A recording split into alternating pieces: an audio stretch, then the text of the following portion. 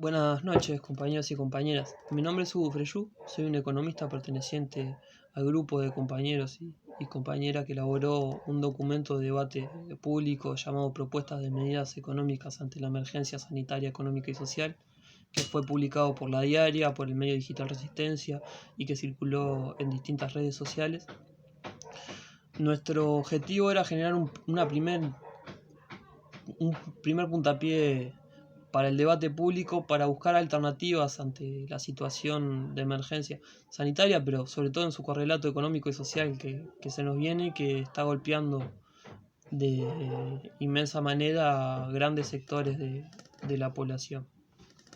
Nuestra propuesta se da en el marco en que en 2 semanas 80.000 trabajadores han ingresado en el seguro de paro o en el seguro de enfermedad, generando una disminución en sus ingresos. También en una realidad en que el 25% de los trabajadores y las trabajadoras trabaja de manera informal, por lo tanto ni siquiera tiene acceso a ese derecho, y que además sus ingresos caen porque en general están asociados al cuentapropismo, que depende de la demanda, de que haya plata en la calle y que haya personas para comprar. Por lo tanto, es una situación que está repercutiendo en los ingresos y en los bolsillos de los trabajadores y las trabajadoras de una forma muy fuerte.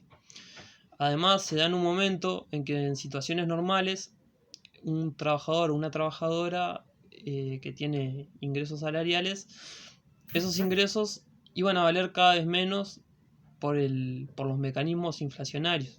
Estamos ante una inflación que llegará al 10% por lo menos en el próximo mes.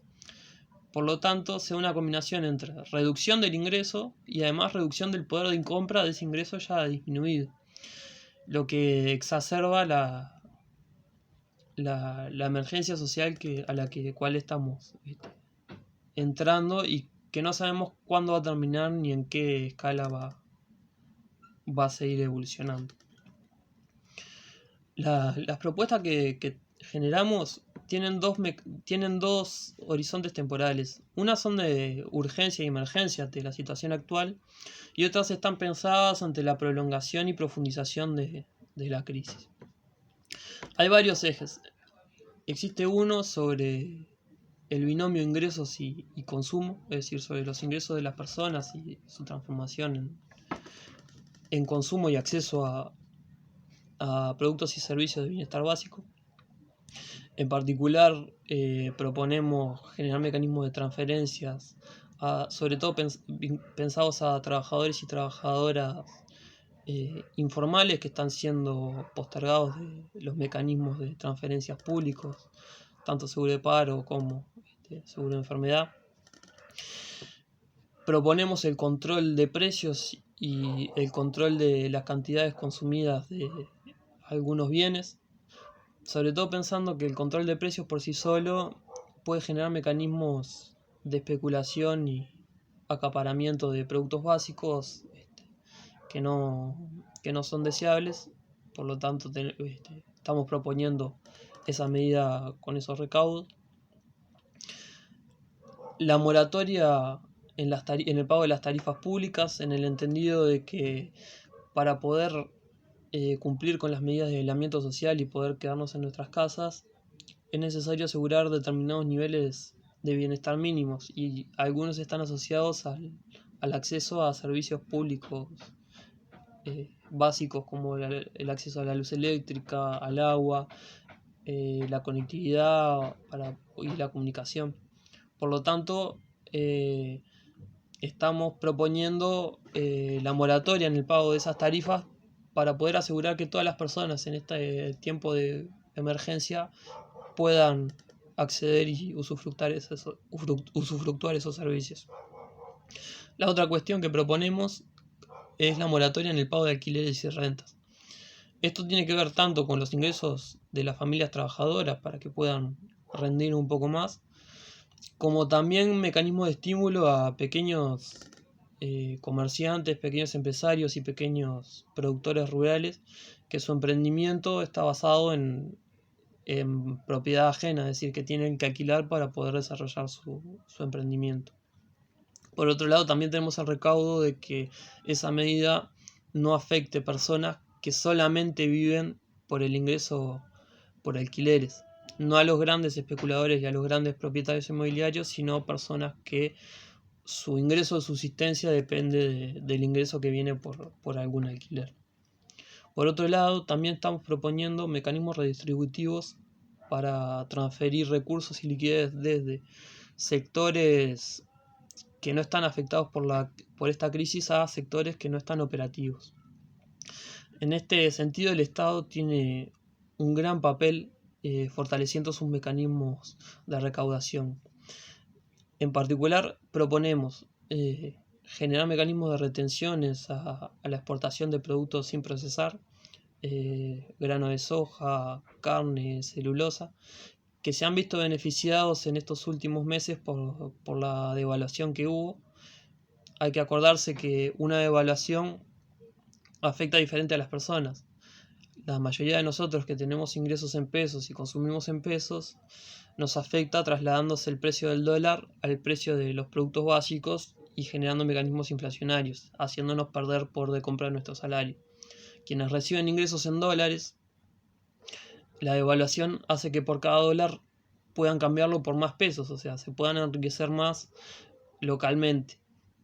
Quienes reciben ingresos en dólares son los exportadores, básicamente, y esa medida ha aumentado ese fenómeno de la devaluación de la moneda ha aumentado extraordinariamente sus ganancias. Por lo tanto, una retención, y ponemos el ejemplo de un 20%, puede generarle al Estado un ingreso de 300 millones de dólares, que son más o menos la mitad del presupuesto para las transferencias propuestas por la Intersocial.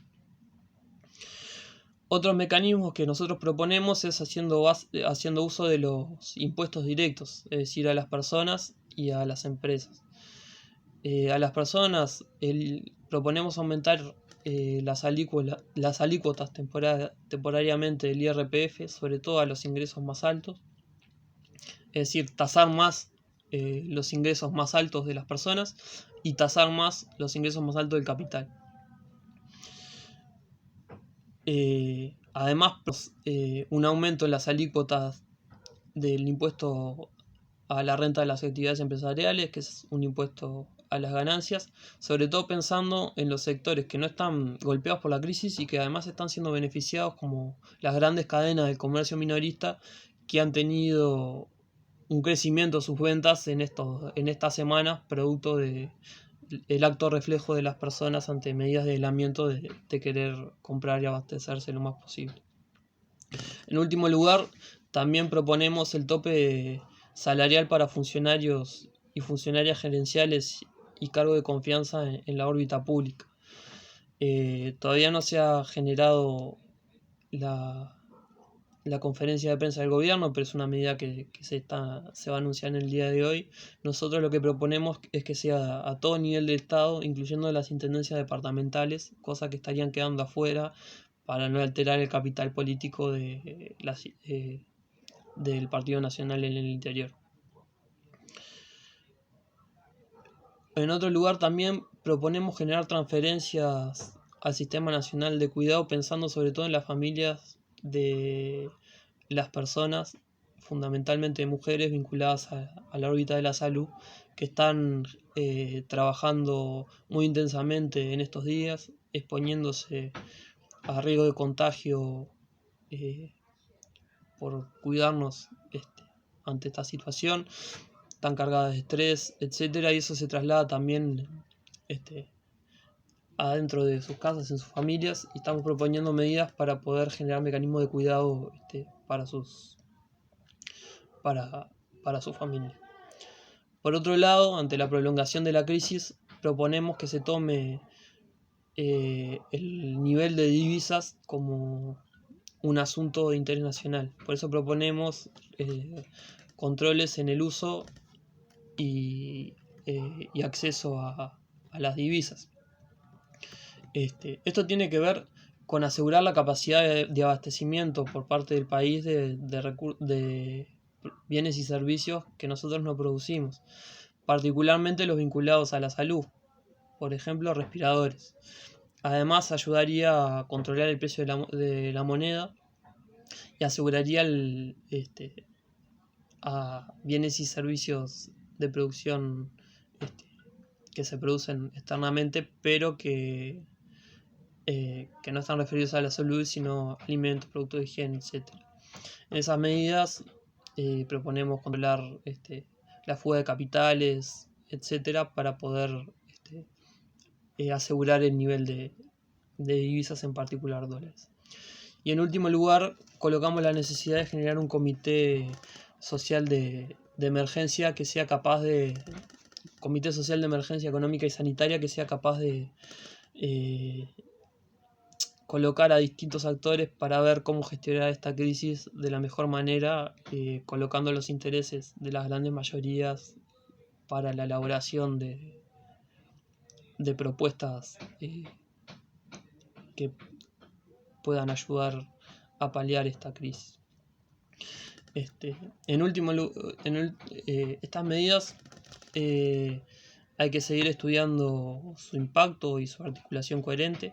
Son insuficientes, es necesario generar más propuestas y seguir atendiendo la coyuntura que va cambiando minuto a minuto. Por lo tanto, este es un puntapié inicial y por lo tanto insuficiente. Tendremos que seguir incorporando más compañeros, más compañeras y más elementos de las distintas organizaciones del pueblo que puedan ayudar a pensar un programa político de emergencia. Hay que recordar que en estos momentos de aislación social estamos separados físicamente, pero no estamos solos. El pueblo está demostrando cada segundo la capacidad de organizar solidaridad y ponerse en acción con la emergencia de muchas ollas populares y distintos mecanismos de solidaridad que nos enorgullecen. Este momento precisa todo nuestro esfuerzo, toda nuestra solidaridad y toda nuestra empatía. Por lo tanto, más que nunca hay que redoblar la lucha, ya sea sosteniendo una olla popular, ayudando a los vecinos y vecinas que están sufriendo más esta crisis, metiendo más en el sindicato, donde sea que se pueda aportar, intentar aportar lo más posible para poder salir todos juntos y para poder hacer que esta crisis no la paguen los trabajadores, las trabajadoras ni el pueblo en sus distintas organizaciones. Muchas gracias.